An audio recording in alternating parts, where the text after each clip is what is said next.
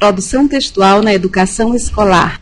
Esta é a unidade 1, em que iremos estudar os conteúdos, elementos da comunicação, qualidades de um bom texto, que são coerência textual, coesão textual, clareza e objetividade, precisão e concisão e criatividade. Iremos iniciar com a citação do teórico Medeiros, que diz: a precisão de uma comunicação não se refere tanto ao uso de vocabulário rico, mas ao emprego de termos necessários à comunicação daquilo que se quer transmitir. Medeiros, 1986, página 45. Refletindo sobre o trecho do texto de Medeiros, entendemos que um bom texto, um bom processo de comunicação, ocorre quando usamos as palavras adequadas ao que iremos transmitir, empregando meios e termos necessários para falarmos e sermos compreendidos. Destacamos que todo ato de comunicação envolve sempre 6 elementos essenciais. Então, a partir da tira, vejamos quais são eles. Cuidado, Cascão! Você não sabe que precisa olhar se vem carro antes de atravessar a rua?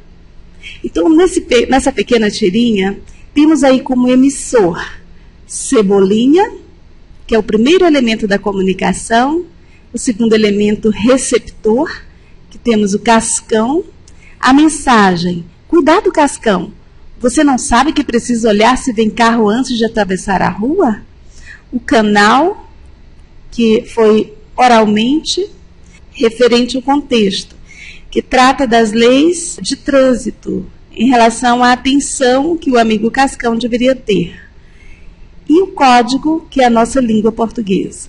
Então, resumindo, os elementos da comunicação são emissor, aquele que transmite a mensagem, que é o remetente, o receptor, aquele que receberá a mensagem, destinatário. A mensagem é aquilo que queremos informar ou transmitir. O canal, o meio pelo qual a mensagem será veiculada, que pode ser através de carta, ofício, rádio. Referente ao contexto, que diz respeito ao assunto que envolve a mensagem. O código, linguagem utilizada, que pode ser escrita ou através de gestos. Ressaltamos que não é necessário decorar esses conceitos, mas compreendê-los, pois dependendo desse entendimento é que iremos estabelecer uma boa comunicação daquilo que queremos transmitir, empregando os meios e os termos adequados. Leiamos outro exemplo com outro gênero textual, que é a carta particular, que diz: Brasília, 22 de janeiro de 2013. Querida mamãe, espero que todos de casa estejam bem. Aqui está tudo sob controle. Estamos ansiosos, contando os dias para o dia da viagem a Teresina, que será no próximo mês. A data ainda será marcada. Logo que souber, avisarei, a fim de que prepare aquela galinha caipira que só a senhora sabe fazer. Diga ao Vitor que eu estou levando o presente que ele pediu. Um grande abraço, sua filha Amandinha. Então, vamos identificar os elementos da comunicação? Quem é o emissor? Então, o emissor, Amandinha. Quem é o receptor? A mãe da Amandinha. Qual a mensagem? Todo o texto que fala da viagem a Teresina. E o canal para a comunicação? Através da carta, não é mesmo? Qual o código utilizado para transmitir a mensagem? A língua portuguesa. E o referente ou contexto? Diz respeito à viagem a Teresina. Agora, faremos o estudo da produção textual na redação escolar, destacando que existem várias formas de redigir correspondências. Cada uma possui as suas características próprias, mas antes de iniciarmos profundamente as características dessa redação escolar, destacaremos características comuns aos textos que iremos estudar. Vejamos, qualidades de um bom texto. Primeira delas, a coerência textual, que é o resultado de um processo de construção do sentido feito pelos interlocutores numa situação de interação. Exemplificando, A família deve representar o esteio da sociedade. Nesse ambiente amigo, os filhos precisam encontrar pais conscientes, abertos ao diálogo. Agindo assim, eles estarão formando cidadãos íntegros e bem ajustados à realidade. Se não houver união familiar, o mundo se tornará um lugar cheio de violência e conflitos. Nesse caso, só restará aos pais controlar com severidade os filhos, impondo sua autoridade sem reservas, a fim de evitar problemas mais graves. Então, atenção para o texto. Precisamos ter muito cuidado para sermos coerentes nas mensagens que emitimos. No exemplo que acabamos de ler, verificamos que o autor utilizou elementos de coesão, ou seja, utilizou conectivos responsáveis pela ligação entre as orações, mas não houve coerência no texto, pois o autor se contradisse. Primeiro, defende o diálogo entre pais e filhos para a diminuição da violência no mundo. Depois, termina o texto com o discurso de imposição de autoridade dos pais a partir da violência e sem reservas. Então, isso é inadmissível num texto. A incoerência, né? Então, devemos prezar pela coerência textual. Vejamos um outro exemplo.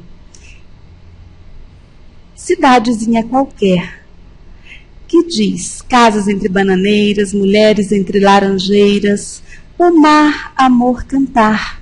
Um homem vai devagar, um cachorro vai devagar, um burro vai devagar, devagar as janelas olham. Eita vida besta, meu Deus! Então, eis um lindo poema de Carlos Drummond de Andrade. E aí nós nos perguntamos, esse texto é coerente? Parece mais um amontoado de frases, de versos, mas analisemos bem. O texto possui unidade de sentido, sim, apesar de parecer esse amontoado de frases, pois o autor faz uma descrição poética de uma cidadezinha pacata, possuindo um enfoque depreciativo. Eita vida besta, meu Deus! É um texto coerente, apesar de não apresentar elementos coesivos. Já o texto anterior possui elementos coesivos, unindo períodos, mas não possui coerência. Então, estamos falando de elementos coesivos, que é mais um elemento responsável aí por um texto de qualidade. Agora, daremos início ao estudo de mais uma qualidade para escrevermos um bom texto. Coesão textual. O que são? São as relações de sentido que ocorrem no interior do texto que ligam uma sentença a outra, através dos conectivos, que podem ser preposições, conjunções, pronome, artigos. Exemplo: o índice de mortalidade infantil vem diminuindo a cada dia. Isso se deve à qualidade de vida que melhorou nos grandes centros urbanos. Além do mais, é preciso reconhecer que os programas sociais criados pelo governo, embora falhos, contribuíram para a formação dessa realidade. Vejamos. Podemos fazer uso das preposições, dos pronomes, das locuções. No pequeno exemplo em análise, temos uma afirmação: o índice de mortalidade infantil vem diminuindo a cada dia, seguida de uma oração em que está intimamente ligada à primeira pelo pronome demonstrativo isso, e em seguida de uma terceira oração ligada à segunda pela locução prepositiva além do mais. Acrescentando mais informações, concluindo, foi utilizado o pronome dessa, evitando a repetição da primeira oração dita anteriormente. Dessa forma, os conectivos são os responsáveis pela coesão do texto. Nesse mesmo texto, podemos perceber que há coerência entre as orações. Não houve contradições, uma oração foi ligada à outra, seguindo uma sequência lógica. O exemplo dado é um texto com coesão e coerência. Vamos recordar agora alguns elementos de coesão. Preposições podem ser a, de, para, com, até, sobre, sob e outras. Artigos podem ser o, os, a, as, uma, uns, umas. Também temos os pronomes, que podem ser pessoais, eu, tu, ele, etc. Os possessivos, meu, minha, teu, seu, etc. Os de tratamento, você, senhor, senhora, vossa eminência, etc. Os demonstrativos, este, esta, esse, essa, etc. Os relativos, que, qual, cujo e demais. Também temos as conjunções, que podem ser coordenativas, como, por exemplo, e, ou, mas, porém, senão, e também as subordinativas, que, se, portanto, porque, entre outras. É importante fazer o estudo dos elementos de coesão em uma boa gramática, certo? Ainda sobre as características de um bom texto, veremos outras qualidades essenciais que são clareza e objetividade, que consiste na expressão da ideia de forma que possa ser rapidamente compreendida. Assim, o excesso de informações transcrito em um período longo e utilizando um vocabulário complexo compromete a objetividade do texto.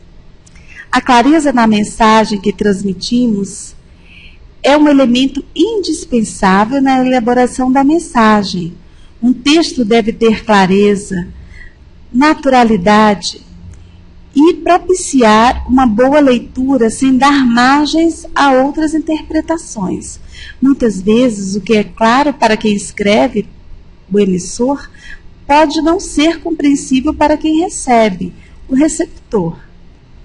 Redigindo com clareza e objetividade, que são qualidades básicas de um bom texto, você tornará sua mensagem facilmente compreensível. A clareza diz respeito a expressar a mensagem de forma que possa ser rapidamente compreendida pelo leitor.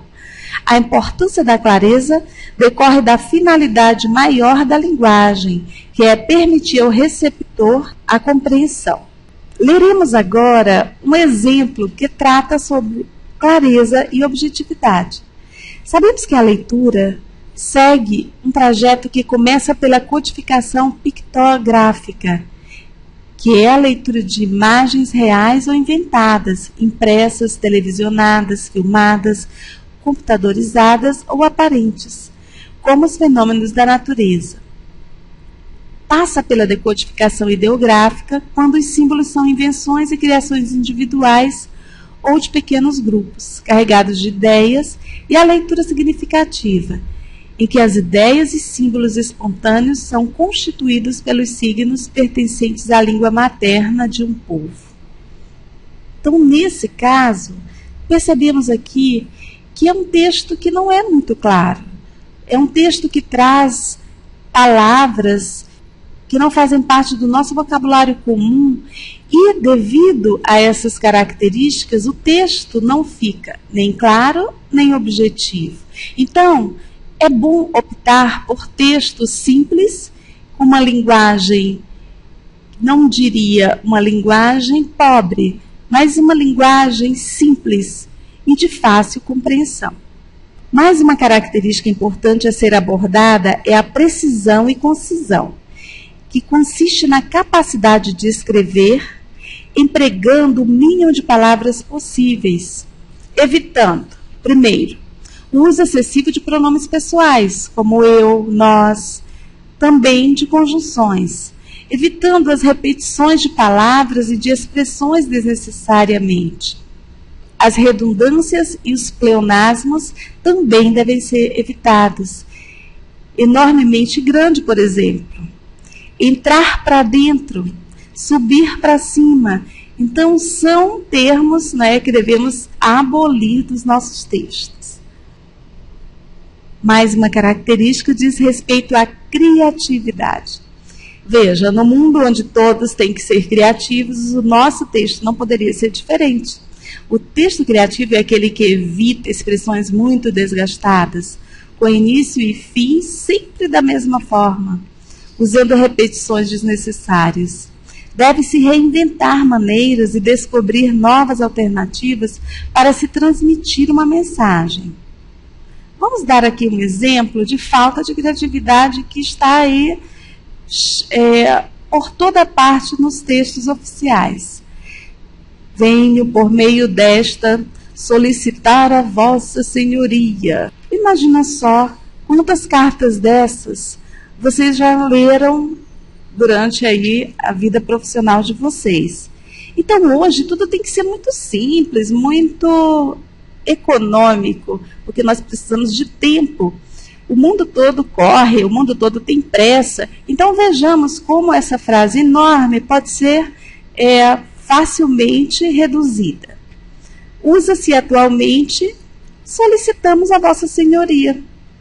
Certo? Olha a diferença.